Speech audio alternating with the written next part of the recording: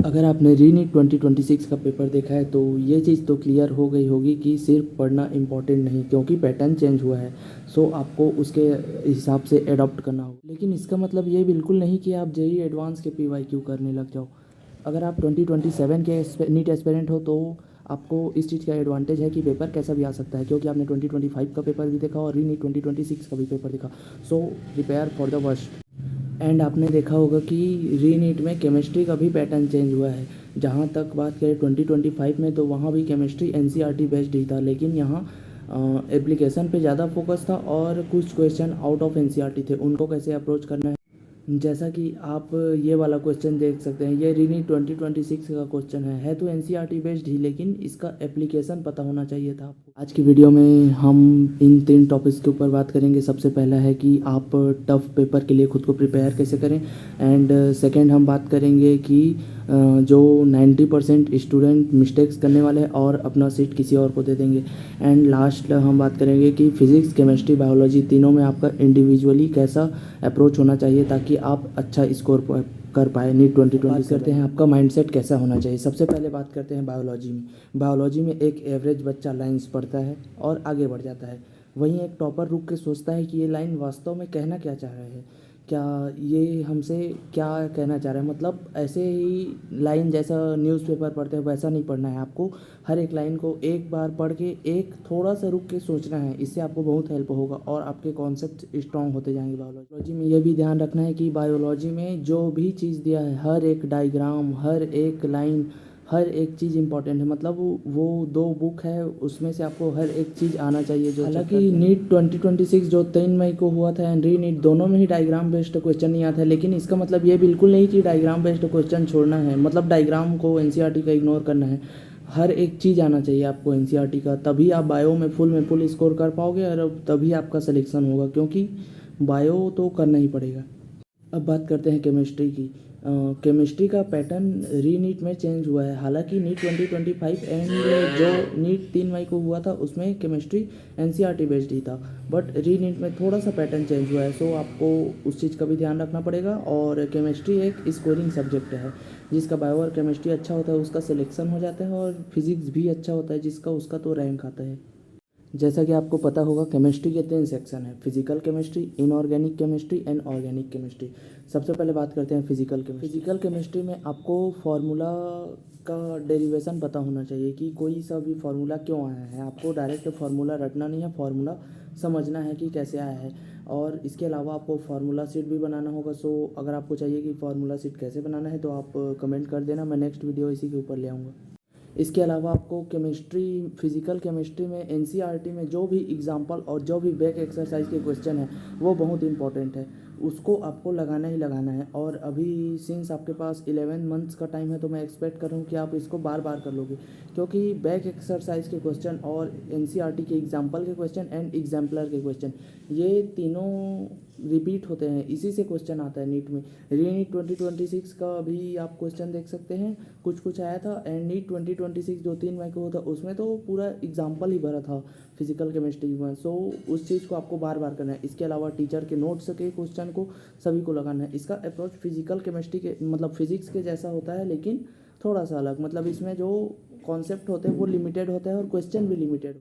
अब बात करते हैं ऑर्गेनिक केमिस्ट्री का। ऑर्गेनिक केमिस्ट्री का एक बहुत बड़ा वेट होता है केमिस्ट्री में। सो इसमें आपको क्या करना है, मैंने इसमें एक स्पेशल चीज़ फॉलो किया था। मैं ऑर्गेनिक केमिस्ट्री में जो मैं पीडब्ल्यू के पंकज सर से पढ़ा हूँ, तो वो जो भी कराते थे मैं लेक्चर देखता था, नोट्स बनाता था।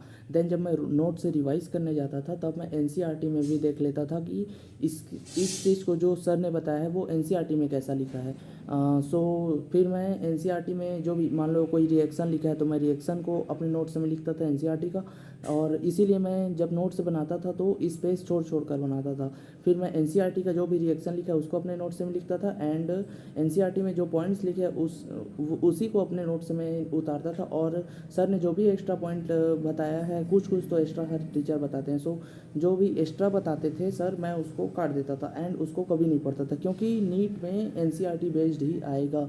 ये लिख के रख लो। अगर पेपर टफ आता है तो भी एनसीईआरटी बेस्ड ही होगा, और जो क्वेश्चन बाहर का होगा वो किसी से नहीं बनेगा। सो एक्स्ट्रा कभी मत पढ़ना, जितना एनसीईआरटी में दिया है केमिस्ट्री में उतना पे आपको कमाना। मैं ये बिल्कुल नहीं कह रहा कि पूरा एनसीईआरटी को आपको छापना है नोट्स में, उसको एक स्पेशल तरीके से करना है कि पूरा ही एनसीईआरटी नहीं करना। आपको धीरे धीरे आइडिया लगते जाएगा कि कैसे करना है। जैसे आप बात करो कि रिएक्शन वाला चैप्टर, जैसे hydrocarbon, haloalkane, haloarene, alcohol, ether, phenol, then उधर aldehyde ketone, carboxylic acid, then amines, ये चैप्टर है जो आपको रिएक्शन वाला है। सो इसमें ऐसा दिया होता है जैसे पहले रिएक्शन, मतलब पहले एक टॉपिक लिखा होगा, मान लो method of preparation of alcohol, उसके बाद आप अपना एनसीईआरटी मतलब नोट्स में वैसे लिखोगे, फिर एनसीईआरटी में जो जो रिएक्शन दिखा है उसको रिएक्शन को लिखना, फिर पॉइंट्स बना बना कर लिखना कि वो रिएक्शन में कहना क्या चाह रहा है, उसको शॉर्ट में लिखना। मतलब आपको बार बार तो आप एनसीईआरटी को वैसा रिवाइज कर नहीं सकते आपको, लेकिन टेस्ट के पहले आपको बार बार देखना पड़ेगा। सो इसलिए बोल रहा हूँ कि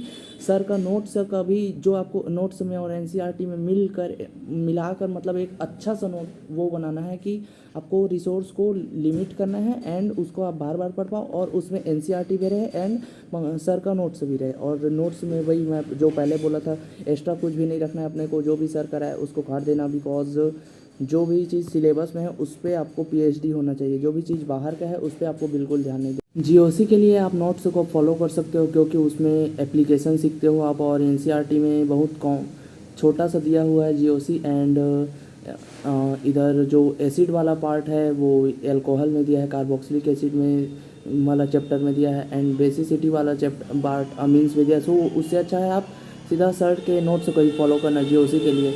एंड बायोमोलिक्यूल्स में मैंने एनसीईआरटी को ही फॉलो किया था, उसके लिए नोट्स नहीं बनाया था। सो बायोमोलिक्यूल्स आपको बार बार एनसीईआरटी से ही पढ़ना। इनऑर्गेनिक केमिस्ट्री में मैंने किया था कि मैंने एनसीईआरटी को फॉलो किया था। पहले मैं नोट्स बनाता था और साथ साथ में एनसीईआरटी भी पढ़ता था, क्योंकि डायरेक्ट एनसीईआरटी समझना पॉसिबल नहीं है। आप डायरेक्ट टीचर का लेक्चर देख के एनसीईआरटी को समझ जाऊंगा बोलोगे तो वैसा नहीं हो सकता। सो वही करना कि आप पहले टीचर के नोट्स भी बनाओ, एनसीईआरटी भी पढ़ो। बाद में जब आपको एनसीईआरटी कम्प्लीटली समझ में आने लगे तो आप पूरा उस पर शिफ्ट हो सकते हो एनसीईआरटी पे, और नोट्स को छोड़ देना। ऐसा बिल्कुल नहीं होगा कि आपने नोट्स बनाया और एनसीईआरटी पढ़ा तो आपका नोट्स व्यर्थ गया, ऐसा कुछ भी नहीं है। आपको नोट्स बनाना है और एनसीईआरटी भी कवर करना है लेकिन इनऑर्गेनिक का ये तो है कि आधा तो एनसीईआरटी से ही है। अगर आप ड्रॉपर हो, आपको पहले से आइडिया है कि पूरा मतलब एनसीईआरटी कवर है तो फिर बात ही नहीं है, एनसीईआरटी को ही आपको फॉलो करना है इनऑर्गेनिक केमिस्ट्री में। अब बात करते हैं सबसे मेजर सब्जेक्ट की, फिजिक्स, जो कि सभी नीट एस्पिरेंट का दर्द होता है, ज़्यादातर तो होता ही है। सो फिजिक्स में आपको यही मतलब फ़र्क होता है एक एवरेज स्टूडेंट में और एक स्मार्ट स्टूडेंट में, कि एक एवरेज स्टूडेंट समझ ही नहीं पाता है कि इसको अप्रोच कैसे करना है, और एक स्मार्ट स्टूडेंट धीरे धीरे समझ जाता है। सो आपको अपना अप्रोच स्मार्ट तरीके से रखना है। आपको ये बिल्कुल भी नहीं करना है कि स्टार्टिंग में ही आपने मैकेनिक्स वाले पार्ट्स में जेई मेंस लगा लिया, जेई एडवांस लगा लिया, HC Verma, DC Pandey sir के MR सर के नोट्स, सलीम सर के नोट्स, ऐसा बिल्कुल नहीं करना है। आपको एक रिसोर्स को लिमिट करना है और उसको बार बार लगाना है। जैसा कि मान लो आपने MR सर का नोट्स किया, फिर उसके बाद मॉड्यूल किया और 38 ईयर्स के PYQ किए। जेई मेंस मैं कभी नहीं बोलूँगा कि आप अलग से कवर करो, अगर आपको करना है तो कर सकते हो, बाकी मैं नहीं बोलता, क्योंकि जो भी जेई मेंस टीचर करा रहे हैं वही इनफ है, उसके अलावा जो भी है वो इररिलेवेंट है। सो टीचर के कराए हुए जेई मेंस करना है, खुद से मैं नहीं बोलता कि करना है, बाकी आप करना चाहो तो कर सकते हो, उसमें कोई भी बुराई नहीं है। फिजिक्स में आपको क्वेश्चन प्रैक्टिस लिमिट में करना है, मतलब कम भी नहीं होना चाहिए, ज़्यादा भी नहीं होना चाहिए।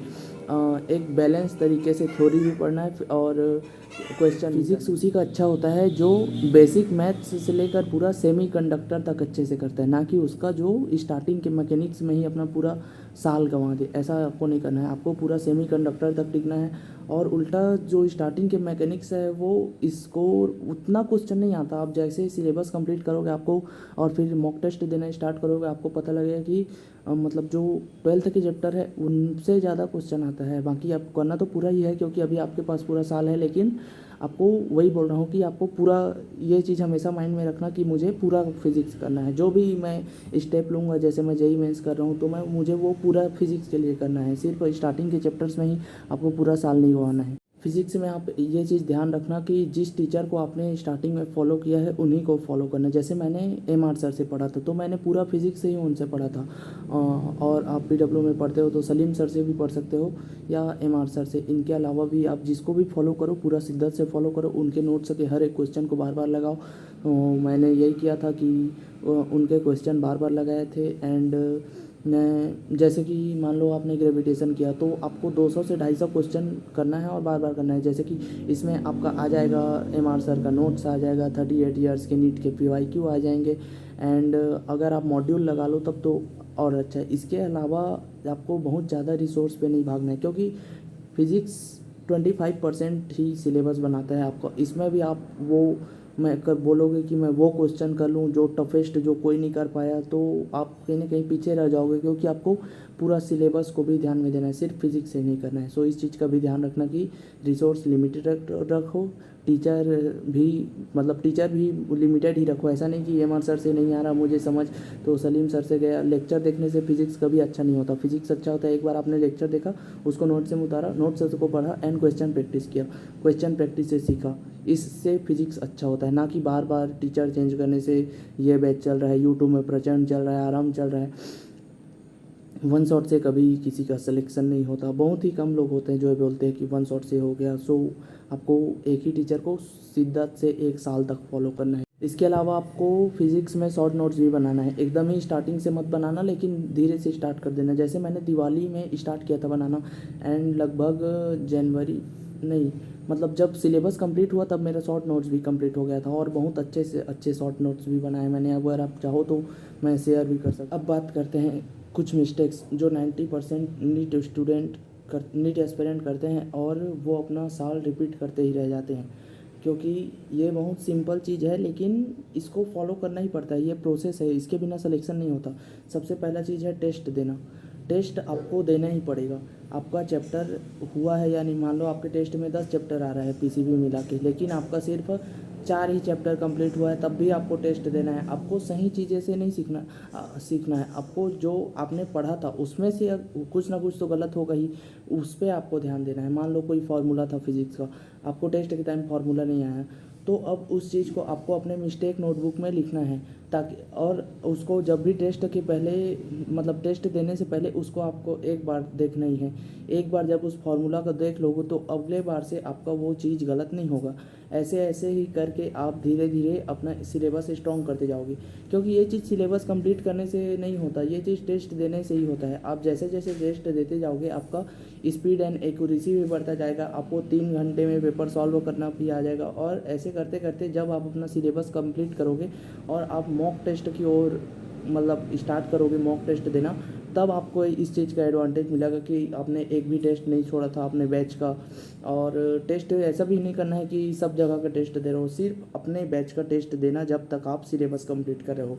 मॉक टेस्ट उसके बाद दोगे, तब आप दोगे सभी कोचिंग का मॉक टेस्ट, लेकिन आपको सिलेबस कंप्लीट करने तक अपने कोचिंग का टेस्ट बिल्कुल देना है, और देना ही है। क्योंकि पहली बात तो ये कि आपको सिलेबस कंप्लीट करना है टेस्ट के लिए, जितना पढ़ाया है बैच में। और इसके अलावा अगर आपका किसी भी कारण से नहीं हुआ है, बैकलॉग हो गया, तब भी आपको टेस्ट देना है। अगर आपने उसका 20% भी सिलेबस पढ़ा है तो सो टेस्ट देना है। और दूसरा सबसे चीज़ इंपॉर्टेंट है उसका एनालिसिस करना। अगर आपने टेस्ट दिया लेकिन उसका एनालिसिस नहीं किया तो आपका वो टेस्ट देना व्यर्थ था, क्योंकि आपने 3 घंटे पूरे गंवाए। आप सही चीज़ों से नहीं सीख सकते जितना आप गलत चीज़ों से सीखोगे। आपने क्वेश्चन सही किया, वो चीज़ आपको आता था, तो उसमें आपको दिक्कत ही नहीं है। वो चीज़ आप जब जब रिवाइज़ करोगे तब तब आ जाएगा। मिस्टेक्स जो होती है उनको एनालाइज करना है आपको, और उसको एक मिस्टेक नोटबुक बनाकर लिखना है। ये चीज़ भी बहुत बच्चे करते हैं, टेस्ट दिया, गलती देख लिया, लेकिन उसको लिखा ही नहीं, तो फिर वो चीज़ आपको 10 दिन बाद नहीं याद रहेगा। सो आपको एक मिस्टेक नोटबुक मेंटेन करना है, उस पर अपने मिस्टेक्स को लिखना है। एंड जब भी टेस्ट होगा उससे पहले आपको वो चीज़ को देखना है, तभी आपका इम्प्रूवमेंट होगा।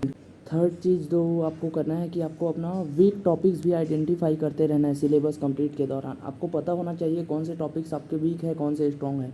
जो वीक है उसको आपको सिलेबस एंड करते करते तक अपने स्ट्रॉन्ग वाले पॉइंट बनाना है। एंड लास्ट मिस्टेक जिसके वजह से ही एक बच्चे का सिलेक्शन नहीं होता, वो है रिवीजन। रिवीजन आपको करते ही रहना है, अपने अकॉर्डिंग करना है, लेकिन करना है। इसके लिए एक पूरा डिटेल वीडियो अगर आप चाहो तो कमेंट कर देना, मैं बना दूंगा, क्योंकि रिवीजन बहुत बड़ा चीज़ है। और यही एक मतलब जो होते हैं ना क्लास के टॉपर जिनका मार्क्स अच्छा आता है, क्योंकि उन्होंने रिवाइज़ किया होता है उस चीज़ को। जब आप टेस्ट के लिए पहली बार पढ़ोगे तब तक वो उनका तीसरा चौथा रिवीजन चल रहा होता है, इसीलिए उनका स्ट्रांग होता है टॉपिक्स और आप वीक रह जाते हो। सो रिवीजन आपको स्टार्टिंग से अपने अकॉर्डिंग ही करना। ऐसा भी नहीं है कि मैं रिवीजन प्लानर दे दूँ और आप करो, ऐसा कुछ नहीं होता। आपको खुद के अकॉर्डिंग करना है। मैं तरीका बता सकता हूँ कि मैं कैसे किया करता था, फिजिक्स केमिस्ट्री बायोलॉजी तीनों को इंडिविजुअली। सो आपको रिवीजन पे अच्छे से ध्यान देना है और स्टार्टिंग से ही करना है, तभी आप एक अच्छे पोजीशन पे होगी सिलेबस एंड करते तक। लास्ट में मैं तुम्हें एक गोल्डन एडवाइस देना चाहूँगा। नीट का पेपर टफ आया था, लेकिन इसका मतलब ये नहीं कि तुम टफ ही चीज़ें पढ़ते रह जाओ, क्योंकि तुम्हें पूरा सिलेबस ध्यान कवर करना है। ऐसे बच्चे जो स्टार्टिंग में ही दिखाने के लिए सबको कि टफ पढ़ते हैं, वो एट द एंड उनका सिलेबस ही नहीं हो पाता टाइम पे। सिलेबस आपको टाइम से ख़त्म करना है, तभी आप अच्छे से पूरा सिलेबस रिवाइज करके लगातार मॉक टेस्ट दे पाओगे। मैंने 50+ मॉक टेस्ट दिया था, इसलिए आपको सब कुछ करने से अच्छा है जितना है लिमिटेड करो, लेकिन उसको एक टाइम पे करो, टाइम पे ख़त्म करो, तभी आपका सिलेक्शन हो पाएगा। कम 2 महीना तो बहुत, मतलब मैंने जनवरी से ही रिवाइज करना स्टार्ट कर दिया था, मेरा सिलेबस कंप्लीट नहीं होता तो भी। वो उसके ऊपर बाद में आएंगे, पहले आप अपना सिलेबस कंप्लीट करो। एंड यही कहना था। अगर वीडियो अच्छा लगा हो तो लाइक कर देना, चैनल को सब्सक्राइब कर देना, और अगर अच्छा लगा तो सपोर्ट करना। मिलते हैं नेक्स्ट वीडियो में। Bye bye.